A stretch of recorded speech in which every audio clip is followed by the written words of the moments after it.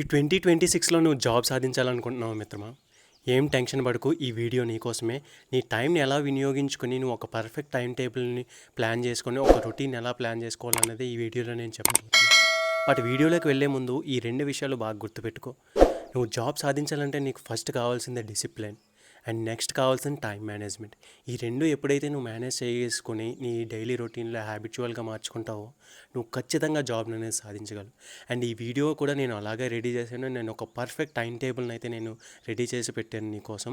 And నువ్వు మన ఛానల్ని ఫస్ట్ టైం విజిట్ చేసినట్టయితే ఖచ్చితంగా సబ్స్క్రైబ్ చేసుకొని ఒక్క లైక్ అయితే చెయ్యి. ఎందుకంటే నువ్వు చేసే ఆ ఒక్క లైక్ ఉన్నాను చూసావా, మరికొంత ఆస్పిరెంట్స్కి అది షేర్ అయ్యేలా చేస్తుంది. అండ్ మరికొంత ఆస్పిరెంట్స్ మరింత జాబ్ అనేది తెచ్చుకునేలా ఈ వీడియో అనేది దోహదపడుతుంది. ఐ హోప్ మనం లేట్ చేయకుండా మన కంటెంట్ అయితే మొదలు పెట్టేద్దాం. అండ్ ఇంకొక విషయం నేను చెప్పడం మర్చిపోయింది ఏంటంటే, ఎవరైతే నేను 14 గంటలు చదివేస్తా 16 గంటలు చదివేస్తా అని చెప్పేసి ఆ లెవెల్లో టైం టేబుల్ ప్రిపేర్ చేయమంటే మాత్రం అది ఖచ్చితంగా అదొక ఫేక్ మోటివేషన్. ఎందుకంటే మీరు 1-2 డేస్ చదివిన తర్వాత ఆ వర్క్ లోడ్ యొక్క హెవీ ప్రెజర్కి మీరు అస్సలు అయితే ఎప్పటికీ చదవలేరు.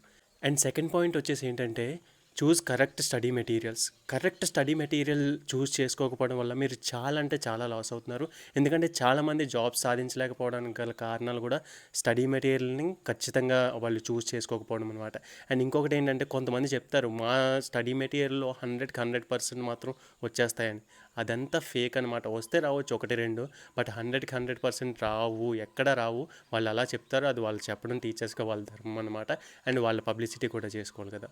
సో ఈ 2 పాయింట్లు మీరు జాగ్రత్తగా అయితే గుర్తుపెట్టుకోండి. ఒక మంచి స్టడీ మెటీరియల్ అయితే మీరు ప్రిపేర్ చేసుకోండి.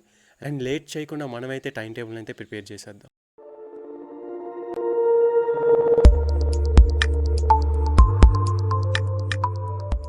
ఇదే నేను ప్రిపేర్ చేసిన ఒక టైం టేబుల్ అనమాట. అండ్ ఈ టైం టేబుల్లో SSC GD and 10th base jobs ఏవైతే ఉన్నాయో వాటి కోసం మాత్రమే. ఎందుకంటే ఇక్కడ మనకి 4 సబ్జెక్ట్సే ఉంటాయి. సో దాన్ని దృష్టిలో పెట్టుకొని నేను ఇక్కడ టైం టేబుల్ని అయితే మనకి ఇక్కడ రెడీ చేయడం జరిగింది. అండ్ ఇక్కడ నాకు కొంచెం నాయిస్ రావచ్చు, ఎందుకంటే డ్యూటీస్ విషయంలో ఇక్కడ వీడియో రికార్డ్ చేయడం కొంచెం కష్టంగా ఉంటుంది. సో అందుకోసమనే కొంచెం నాయిస్ వచ్చినా అడ్జస్ట్ అవ్వండి. నేను నెక్స్ట్ వీడియో నుంచి మరింత ఖచ్చితంగా మరింత క్లారిటీగా నేనైతే రప్పించడానికి ట్రై చేస్తాను. So coming to the time table, ఇక్కడ మనకు ఒక మోటివేషన్ కోట్ కూడా నేను రాశాను అనమాట. అదేంటంటే, remember my friend, time is money, don't waste it. మనకి సమయాన్ని ఎంత వృధా చేసుకుంటే అంత వేస్ట్ అనమాట. దాన్ని నువ్వు ఎప్పుడైతే మేనేజ్ చేయడం నేర్చుకుంటావో నువ్వు ఖచ్చితంగా దేన్నైనా సాధించగలుగుతావు అనమాట. సో లేట్ చేయకుండా మనమైతే టైం టేబుల్కి అయితే వచ్చేద్దాం. సో ఇక్కడ నేను ప్రిపేర్ చేసిన టైం టేబుల్ ఏంటంటే, ఎర్లీ మార్నింగ్ 5:30తో స్టార్ట్ అవుద్ది. సో ఈ 5:30 నుంచి 7 వరకు నువ్వు నీ ఫిజికల్ మీద కాన్సన్ట్రేషన్ చేయాలన్నమాట. అది రన్నింగ్ అవ్వచ్చు, ఫిజికల్ ఫిట్నెస్ అవ్వచ్చు, ఏదైనా అవ్వచ్చు. నువ్వు ఈ రెండింటి మీద కాన్సన్ట్రేషన్ ఎందుకు చేయాలి అంటే, నేను ఎప్పుడూ ఎగ్జామ్ కొడతాలే అప్పుడు నేను రన్నింగ్ ప్రాక్టీస్ చేస్తాలే అంటే అవ్వదు మిత్రమా. ఇప్పటి నుంచే నువ్వు కొంచెం అయినా, ఎందుకంటే ఇది నీకు హెల్త్ అండ్ నీ బ్రెయిన్ బూస్టప్ చేయడానికి చాలా అంటే చాలా యూజ్ఫుల్ అవుతుంది. అండ్ నువ్వు డే మొత్తం యాక్టివ్గా ఉండడానికి ఈ ఒక్క యాక్టివిటీ నీకు చాలా అంటే చాలా బూస్టప్ ఇస్తుంది. అండ్ ఎక్సర్సైజ్ అయిపోయిన తర్వాత నువ్వు ఇంటికి వచ్చేస్తావు, ఈలోపు కొంచెం ఫ్రీ అవుతావు, బాడీ అనేది కొంచెం కూల్ అవుద్ది. అండ్ 7 to 8 నువ్వు చేయాల్సింది ఏంటంటే కరెంట్ అఫైర్స్ ప్రిపరేషన్. సో ఈ కరెంట్ అఫైర్స్ ఏంటంటే నువ్వు మొబైల్లో చూసి నేర్చుకోవచ్చు, ఎక్కడైనా చూసి నేర్చుకోవచ్చు అనమాట. ఈ కరెంట్ అఫైర్స్ అనేవి నీ ఎగ్జామ్స్కి చాలా అంటే చాలా ఇంపార్టెంట్ అనమాట. ఎందుకంటే డైలీ అవుతున్న చేంజెస్ గురించి ఖచ్చితంగా వాడు పేపర్లో అడిగే అవకాశం ఉంటుంది. అండ్ నెక్స్ట్ ఏంటంటే 7 to 8 నువ్వు కరెంట్ అఫైర్స్ చదువుకున్న తర్వాత నెక్స్ట్ చేయాల్సిన పని ఏంటంటే 8 to 9 breakfast and fresh up. మన స్నానాలు అది చేయాలి కదా. సో బ్రేక్ఫాస్ట్ కూడా నువ్వు ఈ 1 అవర్లో చేసుకోవచ్చు. ఇంకా కావాలంటే నువ్వు తక్కువ టైంని కూడా కేటాయించుకోవచ్చు. అండ్ నెక్స్ట్ వచ్చేసి 9 to 10:30 చూసుకుంటే నువ్వు జీకే మీద కాన్సన్ట్రేషన్ పెట్టు మిత్రమా. ఎందుకంటే జీకే కూడా నీకు one of the main subject అనమాట. సో జీకేకి నీకు ఎక్కడి నుంచి ఏది అడుగుతాడో తెలియదు. నువ్వు ఒకసారి ఫినిష్ చేసుకున్నావు అంటే చాలా బెస్ట్గా ఉంటుంది. నెక్స్ట్ 10:30 to 12 నువ్వు చేయాల్సింది ఏంటంటే మ్యాథ్స్. సో దీనికి జీకే ఇప్పటి వరకు చదివావు కాబట్టి నువ్వు కొంచెం హ్యాండ్ రిటర్న్ ఓకే చేయాలి కాబట్టి నువ్వు 10:30 to 12 మ్యాథ్స్ అనేది ప్రిపేర్ అవ్వు. అండ్ నెక్స్ట్ నువ్వు చేయాల్సింది ఏంటంటే 12 to 1 ఈ పొద్దున్నుంచి మధ్యాహ్నం వరకు ఏమైతే చేసావో దాన్ని మొత్తం రివిజన్ చేయను. ఇది నీకు చాలా అంటే చాలా బెస్ట్ యూజ్ఫుల్ టిప్. ఇది ఎవరో నీకు చెప్పారో లేదో నాకైతే తెలియదు, ఎందుకంటే ఇలా చేయడం వల్ల నువ్వు మర్చిపోకుండా ఉంటావు అనమాట. అండ్ 1 to 2 నువ్వు ఏం చేయాలంటే లంచ్ చేయాలి. లంచ్ ఒక 15 మినిట్స్లో నువ్వు కంప్లీట్ చేసుకున్న తర్వాత ఒక 45 మినిట్స్ నువ్వు కొంచెం పడుకుంటే నీ బ్రెయిన్ మళ్ళీ కొంచెం బూస్టప్ అవుద్ది అనమాట. ఎందుకంటే బ్రెయిన్కి కూడా రెస్ట్ కావాలి కదా. సో నువ్వు అక్కడ నీ ఇష్టం, నీ కెపాసిటీని బట్టి అనమాట. నువ్వు కావాలంటే రెస్ట్ తీసుకోవచ్చు, లేదంటే వద్దు. And next 2 to 3:30 general science and English. దీనికి నువ్వు జనరల్ సైన్స్‌కి ఎక్కువ టైం ఇవ్వచ్చు, ఇవ్వకపోవచ్చు అది నీ ఇష్టం. ఎందుకంటే దాని నుంచి వచ్చే క్వెషన్స్ తక్కువగా ఉంటాయి కాబట్టి. సో, అందుకనే ఇక్కడ మళ్ళీ నేను నెక్స్ట్ మళ్ళీ నువ్వు ఇక్కడ ఇంగ్లీషే నేను ఇచ్చాను నెక్స్ట్ సబ్జెక్ట్ ప్రిఫరెన్స్. ఎందుకంటే ఇక్కడ నీకు జనరల్ సైన్స్ నుంచి వచ్చే క్వెషన్స్ తక్కువ. సో, నువ్వు ఇంగ్లీష్ మీద ఎక్కువ కాన్సంట్రేషన్ పెడితే అది నీకు చాలా అంటే చాలా ఎక్కువ మార్క్స్ అనేది తీసుకొస్తది. ఇన్‌ఫాక్ట్ నాకు కూడా ఇంగ్లీష్‌లోనే ఎక్కువ మార్కులు వచ్చాయి నేను జాబ్ సాధించే టైంలోని. సో, ఇంగ్లీష్ నువ్వు ఒక స్టడీ చేసుకున్న తర్వాత నువ్వు సెల్ఫ్ అనాలిసిస్ క్విజ్ అనేది నేర్చుకోవాలి అండ్ వొకాబులరీ నేర్చుకోవాలి. సో, డైలీ ఇంప్రూవ్‌మెంట్ అనేది ఇంగ్లీష్‌లో నీకు కనిపించాలన్నమాట. అండ్ నెక్స్ట్ నువ్వు చూసుకుంటే 5:30 to 6 PM బ్రేక్ అనమాట మళ్ళీ. సో, ఇలా బ్రేక్ నేను మధ్య మధ్యలో ఎందుకు యాడ్ చేస్తున్నానంటే ఇలా బ్రేక్స్ లేకపోతే మీకు చాలా అంటే చాలా స్ట్రెస్ అనేది ఫీల్ అవుతారు.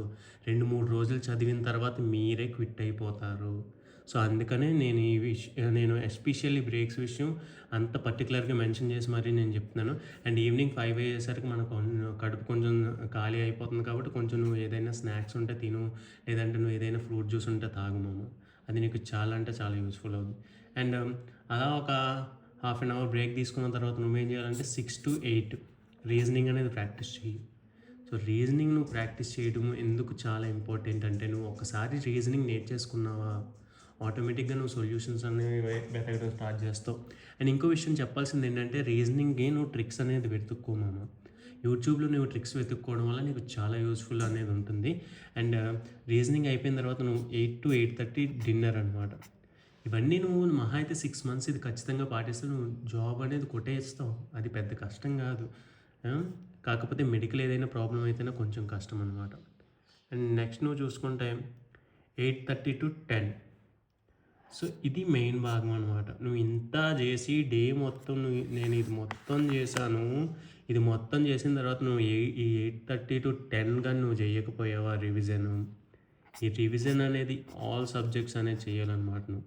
పొద్దున్న నుంచి సాయంత్రం వరకు నువ్వు ఏం చేసావో అది మొత్తం ఒకసారి రివిజన్ చేస్తే నీకు చాలా అంటే చాలా యూజ్ఫుల్గా ఉంటుంది.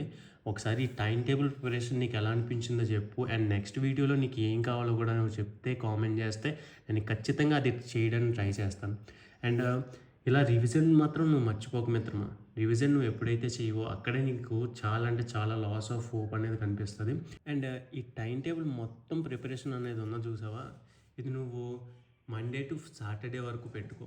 అండ్ ఈ మండే టు సాటర్డే వరకు పెట్టుకున్న తర్వాత నువ్వు సండే ఏం చేస్తావంటే ఏదైతే నోట్స్ రాసావో ఏదైతే ప్రిపేర్ అవ్వాయో అది ఒక గ్రాండ్ టెస్ట్లా కానీ ఒక ఫైనల్ మాక్ టెస్ట్లు కానీ ఇవ్వడం కానీ సాటర్డే సండే నీకు ఎక్కువ పనులు పెట్టుకోకు. మాక్ టెస్టులు మాత్రం ఇవ్వడం నువ్వు ఒక హ్యాబిచువల్గా మార్చుకో. ఎందుకంటే మాక్ టెస్ట్లు ఇవ్వడం నీకు చాలా అంటే చాలా ఇంపార్టెంట్. ఎందుకంటే నువ్వు ఎంత చదివావో నీకు తెలియాలి కదా.